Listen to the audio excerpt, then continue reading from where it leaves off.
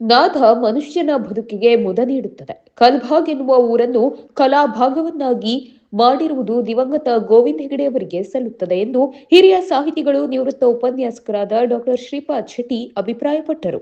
ಅರೆಅಂಗಡಿಯ ಪ್ರಾಥಮಿಕ ಶಾಲಾ ಆವರಣದಲ್ಲಿ ದಿವಂಗತ ಗೋವಿಂದ ಹೆಗಡೆ ಅವರ ಬದುಕಿನ ಸ್ಥೂಲ ಚಿತ್ರಣದ ಅನಾವರಣದ ಕಲ್ಬಾಗ್ ಶ್ರೀ ಗೋವಿಂದ ಹೆಗಡೆ ಜನ್ಮ ಶತಮಾನೋತ್ಸವ ಕಾರ್ಯಕ್ರಮ 2025 ಉದ್ಘಾಟಿಸಿ ಮಾತನಾಡಿದರು. ಮಕ್ಕಳಿಗೆ ಆಸ್ತಿ ಮಾಡಬೇಡಿ, ಮಕ್ಕಳನ್ನೇ ಆಸ್ತಿ ಮಾಡಿ ಎನ್ನುವ ಮಾತು ಎಲ್ಲೆಡೆ ಕೇಳಿಬರುತ್ತಿತ್ತು. ಆ ದಿನದಲ್ಲೇ ದಿವಂಗತ ಗೋವಿಂದ ಹೆಗಡೆ ಅವರು ಕಲ್ಬಾಗ್ ಕುಟುಂಬದ ಮಕ್ಕಳನ್ನು ಸಂಗೀತದ ಆಸ್ತಿಯನ್ನಾಗಿ ಮಾಡಿದ್ದಾರೆ. ಇನ್ನೊಬ್ಬರ ಕಷ್ಟಕ್ಕೆ ಕರುಗುವ ಗುಣವುಳ್ಳ ವ್ಯಕ್ತಿಯ ಜನ್ಮ ಶತಮಾನೋತ್ಸವ ಅರ್ಥಪೂರ್ಣವಾಗಿ ಸಂಘಟಕರು ಆಯೋಜಿಸುವ ಮೂಲಕ ಅವರ ಜೀವನದ ವಿವಿಧ ಮಜಲುಗಳನ್ನು ಮತ್ತೊಮ್ಮೆ ಈ ತಲೆಮಾರಿನ ಮುಂದೆ ತಂದಿದ್ದಾರೆ ಎಂದು ಹರ್ಷ ವ್ಯಕ್ತಪಡಿಸಿದರು. ಎಲ್ಲ ಕಲೆಯ ಗುರಿ ಅಂದ್ರೆ ನಮ್ಮತನವನ್ನ ಇಲ್ಲಗೈದು ಅದು ತಾನಾಗಿ ವಿಜೃಂಭಿಸಬೇಕು, ಅದು ಮೇಲೆ ಇರಬೇಕು. ಇದನ್ನ ಇಂಗ್ಲಿಷ್ ನಲ್ಲಿ ಪರ್ಗೇಷನ್ ಅಂತ ಹೇಳ್ತಾರೆ. ಅದನ್ನ ಇಂಗ್ಲಿಷ್ ವಿಮರ್ಶಕರು ನಾವು ಅದಕ್ಕೆ ಭಾವ ಪರಿಮಾರ್ಜನೆ ಅಂತ ಹೇಳ್ತೇವೆ. ಯಜ್ಞ ಮಾಡಿದ ಮೇಲೆ ಒಂದು ಅವಭೃತ ಸ್ನಾನ ಅಂತ ಮಾಡ್ತಾರೆ. ಆ ಸ್ನಾನ ಮಾಡಿದ ಮೇಲೆ ಎಲ್ಲವನ್ನ ಅವನು ಕಳ್ಕೊಂಡು ಆತ ಶುಚಿರ್ಭೂತನಾಗ್ತಾನೆ. ಈ ತರ ಒಂದು ಯಜ್ಞವನ್ನೇ ಗೋವಿಂದ ಹೆಗಡೆಯವರ ಶತಮಾನೋತ್ಸವದ ಕಾಲದಲ್ಲಿ ಈ ಗೋವಿಂದ ಹೆಗಡೆ ಕುಟುಂಬದವರು ಮತ್ತು ಸಂಘಟಕರು ಎಲ್ಲ ಸೇರ್ ಮಾಡಿದ್ದಾರೆ. ನನಗೆ ಅತ್ಯಂತ ಸಂತಸ ತಂದು. ಬಸವಣ್ಣ ಒಂದು ಮಾತು ಹೇಳ್ತಾರೆ, ಕಂಗಳು ತುಂಬಿದ ಬಳಿಕ ಕಾಣಲೇ ಇಲ್ಲ, ಕಿವಿಗಳು ತುಂಬಿದ ಬಳಿಕ ಕೇಳಲೇ ಇಲ್ಲ ಅಂತ.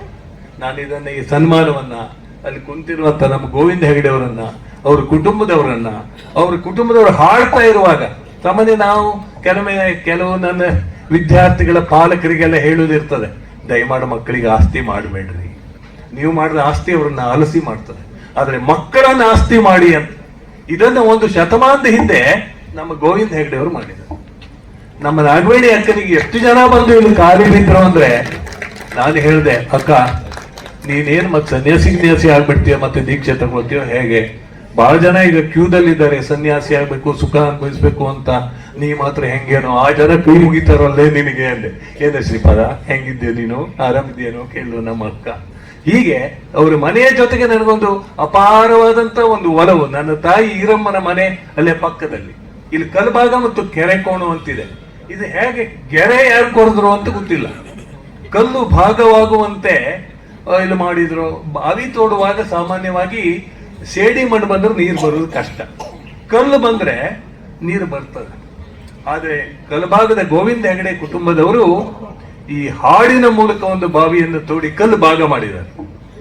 ಪತ್ರಕರ್ತರು, ಸಮೂಹ ಮಾಧ್ಯಮದ ಪ್ರಮುಖರಾದ ಬಿ ಗಣಪತಿ ಮಾತನಾಡಿ, ಈ ಕುಟುಂಬದ 45ಕ್ಕೂ ಹೆಚ್ಚು ಜನರು ಬೇರೆ ಬೇರೆ ವೃತ್ತಿಯ ಜೊತೆಗೆ ಸಂಗೀತದ ಮೂಲಕ ಸಾತ್ವಿಕ ಪ್ರಪಂಚವನ್ನು ಜೀವಂತವಾಗಿರಿಸಿದ್ದಾರೆ.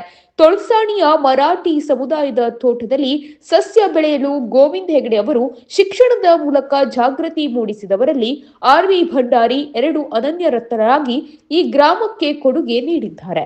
ಬದುಕನ್ನು ಪರಾವಲಂಬಿಯಾಗದಂತೆ ಜೀವನ ನಡೆಸುವಂತೆ ಆತ್ಮಪ್ರಜ್ಞೆಯನ್ನು ಈರ್ವರು ಮೂಡಿಸಿದ್ದಾರೆ. ಈರ್ವರು ವಿವಿಧ ರಂಗದ ಮೂಲಕ ಸಮಾಜಕ್ಕೆ ನೀಡಿದ ಕೊಡುಗೆಯನ್ನು ಅಭ್ಯಸಿಸಿ ನಾವೆಲ್ಲರೂ ಅದನ್ನು ಪಾಲಿಸಬೇಕಿದೆ ಎಂದು ಅವರ ಕೊಡುಗೆಯನ್ನು ಸ್ಮರಿಸಿದರು. ಈ ಭಾಗದ ಎಸ್ಕೆಪಿ ಶಿಕ್ಷಣ ಸಂಸ್ಥೆಯ ಬೆಳವಣಿಗೆ ಅವಿರತವಾಗಿ ಶ್ರಮಿಸಿದರೂ ಅವರ ಶತಮಾನೋತ್ಸವ ಕಾರ್ಯಕ್ರಮ ಮಾಡಲು ಸ್ಥಳ ನೀಡದೇ ಇದ್ದರೆ ಇದರಿಂದ ಗೋವಿಂದ ಹೆಗಡೆ ಅವರಿಗೆ ಅವಮಾನವಾಗುವುದಿಲ್ಲ, ಬದಲಿಗೆ ಈ ಊರಿಗೆ ಆಗುವ ಅವಮಾನ ಎಂದು ಅಸಮಾಧಾನ ವ್ಯಕ್ತಪಡಿಸಿದರು. ದಿವಂಗತ ಕಲ್ಭಾಗ್ ಗೋವಿಂದ ಹೆಗಡೆ ಕುಟುಂಬಕ್ಕೆ ಸಂಗೀತ ಪಾಠ ಮಾಡಿದ ಎಸ್.ಎಂ. ಭಟ್ ಕಟ್ಟಿಗೆ ಇವರಿಗೆ ಸಂಗೀತ ಕುಲಗುರು ಕಲಾ ಗೌರವ ಸಮರ್ಪಣೆ ಮಾಡಲಾಯಿತು. ವಿವಿಧ ಕ್ಷೇತ್ರದಲ್ಲಿ ಸಾಧನೆ ಮಾಡಿದ 10 ಜನ ಸಾಧಕರನ್ನು ಸನ್ಮಾನಿಸಿ ಗೌರವಿಸಲಾಯಿತು. ಸನ್ಮಾನಿತರ ಪರವಾಗಿ ವೇದಮೂರ್ತಿ ಸುಬ್ರಹ್ಮಣ್ಯ ಭಟ್, ಸಹಕಾರಿ ಧುರೀಣರಾದ ವಿ.ಎನ್. ಭಟ್ ಅಳ್ಳಂಕಿ ಅನಿಸಿಕೆ ಹಂಚಿಕೊಂಡರು. ಕಾರ್ಯಕ್ರಮದ ಅಧ್ಯಕ್ಷತೆ ವಹಿಸಿದ್ದ ಹಿರಿಯ ಪತ್ರಕರ್ತರಾದ ಜಿ.ಯು. ಭಟ್ ಮಾತನಾಡಿ, ಸುಮಾರು 50ಕ್ಕೂ ಹೆಚ್ಚಿನ ಸಂಗೀತ ಕಲಾವಿದರನ್ನು ಪ್ರತಿಭೆಗಳನ್ನು ಬೆಳೆಸಿದ ಕೀರ್ತಿ ಕಲ್ಭಾ ಕುಟುಂಬಕ್ಕೆ ಸಲ್ಲುತ್ತದೆ. ಆ ಮೂಲಕ ಸಂಗೀತದ ದೊಡ್ಡ ಪರಂಪರೆಯನ್ನು ದೇಶದ ತುಂಬಾ ಹರಡಲು ಕಾರಣರಾಗಿದ್ದಾರೆ. ಗ್ರಾಮದವರೆಲ್ಲರೂ ಒಟ್ಟಾಗಿ ಅವರ ನಿಧನದ ನಂತರವೂ 100ನೇ ವರ್ಷದ ಜನ್ಮದಿನದ ಸಂಭ್ರಮವನ್ನು ಆಚರಿಸುತ್ತಿರುವುದು ಮಾದರಿಯಾಗಿದೆ. ನನ್ನನ್ನು ಸೇರಿ ತಾಲೂಕಿನಲ್ಲಿ ನಾಟಕದ ಹುಚ್ಚು ಅನೇಕರಿಗೆ ಹೆಚ್ಚಿಸಿದವರಲ್ಲಿ ಕಲ್ಭಾ ಗೋವಿಂದ ಹೆಗಡೆಯವರು ಕಾರಣರಾಗಿದ್ದಾರೆ ಎಂದು ಕೊಡುಗೆಯನ್ನು ಸ್ಮರಿಸಿದರು. ವೇದಿಕೆಯಲ್ಲಿ ಸಮಿತಿಯ ಅಧ್ಯಕ್ಷರಾದ ಜಿಆರ್ ಹೆಗಡೆ ಗುಬ್ಬು, ಪಂಡಿತ್ ಪರಮೇಶ್ವರ್ ಹೆಗಡೆ ಉಪಸ್ಥಿತರಿದ್ದರು. ನಾಗರಾಜ್ ಹೆಗಡೆ ಕಾಸ್ಕಂಡ ಕಾರ್ಯಕ್ರಮ ನಿರ್ವಹಿಸಿದರು. ಸಭಾ ಕಾರ್ಯಕ್ರಮದ ಮೊದಲು ದಿವಂಗತ ಗೋವಿಂದ ಹೆಗಡೆ ಸ್ವರ ಸಂಯೋಜಿಸಿದ ನಾಟ್ಯ ಗೀತೆ ಹಾಗೂ ಭಕ್ತಿ ಗೀತೆಗಳನ್ನು ಕುಟುಂಬದವರು ಗಾನನಮನ ಸಲ್ಲಿಸಿದರು. ಸಭಾ ಕಾರ್ಯಕ್ರಮದ ನಂತರ ಪಂಡಿತ್ ಗಣಪತಿ ಭಟ್ ಹಾಸನಗಿ ಇವರಿಂದ ಹಿಂದೂಸ್ತಾನಿ ಗಾಯನ ಜರುಗಿತು. ತಬಲಾದಲ್ಲಿ ಗೋಪಾಲ್ ಕೃಷ್ಣ ಹೆಗಡೆ ಕಲ್ಬಾ, ಹಂಸಾಧ್ವಿಯಲ್ಲಿ ಸತೀಶ್ ಭಟ್ ಹೆಗ್ಗಾರ್ ಸಹಕರಿಸಿದರು. ನಂತರ ಕೃಷ್ಣ ಸಂಧಾನ ಯಕ್ಷಗಾನ ಪ್ರೇಕ್ಷಕರ ಮನಸೂರೆಗೊಂಡಿತು.